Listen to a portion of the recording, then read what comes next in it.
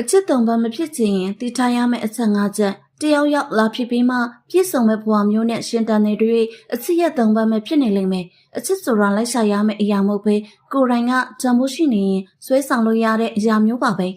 အချစ်နဲ့ပဲတဲ့ချင်းမလန်းခင်ကိုအရင်ပြန်ရှာနိုင်ဖို့ဒီအချက်တွေကိုတေချာနားထောင်ကြည့်ပါနံပါတ်1စိတ်ပိုင်းဆိုင်ရာလွတ်လပ်မှုစိတ်ပျော်ရွှင်မှုကိုသစိမ်းတယောက်ရဲ့ဖုန်းကိုဒါမှမဟုတ်စာတစောင်းပေါ်မှာပုံမချပါနဲ့တယောက်တည်းရှိနေချိန်မှာလည်းကိုယ့်ဘာကိုအဖော်ပြပြီးစိတ်ချမ်းသာအောင်ထားနိုင်တဲ့စိတ်ပိုင်းဆိုင်ရာလွတ်လပ်မှုကိုအရင်တည်ဆောက်ပါ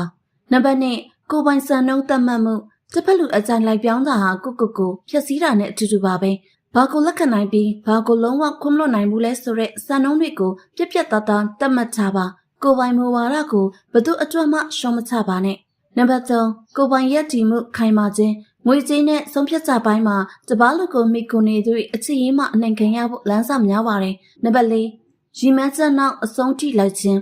ချစ်သူရှိလာလို့အိမ်မက်တွေကိုစွန့်လွတ်တာမျိုးလုံးဝမလုပ်ပါနဲ့။မျက်နှိုးတဲ့အလုံးနဲ့ဝါသနာကိုအောင်မြင်လုပ်နေချိန်မှာထွက်ပေါ်လာတဲ့ယုံကြည်မှုအရှိန်အဝါကဘယ်အရာတက်မဆိုပိုပြီးဆွဲဆောင်မှုရှိပါတယ်။နံပါတ်5စိတ်တန်ရာကိုကိုယ်တိုင်ကုသခြင်း